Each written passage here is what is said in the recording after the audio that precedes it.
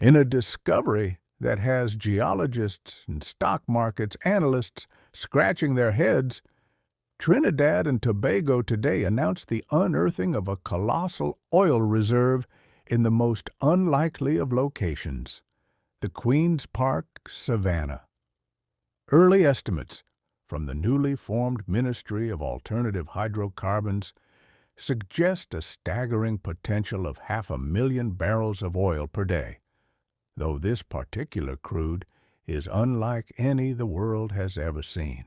The find wasn't made with modern seismic imaging or satellite surveys, but rather through a combination of forgotten historical methods and downright bizarre local phenomena. For weeks, picnickers and joggers in the savannah reported a series of baffling events. Flocks of corbeau vultures were observed flying in perfect circles around a specific patch of grass, refusing to land, as if held aloft by an invisible, pungent force. Meanwhile, several agoutis were seen digging with a feverish intensity, creating a series of concentric holes that one geologist on vacation described as a perfect, organically formed anticlinal trap. These oddities prompted the government to call in Ilara Madu, a geologist renowned for her intuitive prospecting techniques, a method she inherited from her great-grandfather, who famously located a minor gas pocket in the 1920s by observing which of his mango trees grew the fastest. The old-timers didn't have fancy equipment, Madu explained, holding up a forked guava branch. They followed the signs. They listened to the land, and sometimes they listened to the local papaboya whisperer who claimed the forest spirits were complaining about sticky soil. The most telling clue, however, came from the nation's iconic scarlet ibis.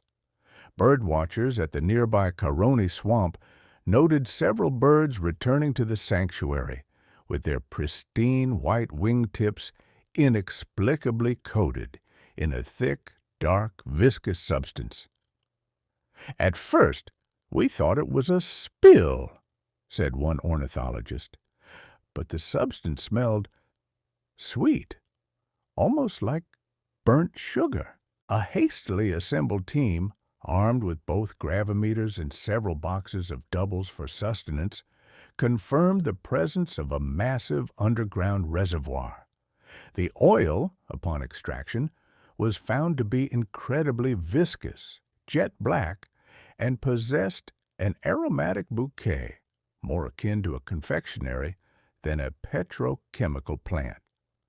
When asked about the technical specifications, the head of the survey team noted, "It's a light, sweet crude, but with heavy notes of caramel and a hint of spice.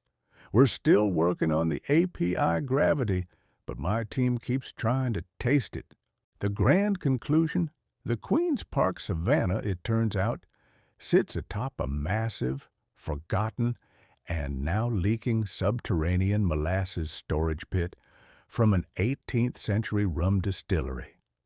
The nation isn't looking at a future in fossil fuels, but rather as the world's first exporter of artisan, ethically sourced, pre-aged sweet crude.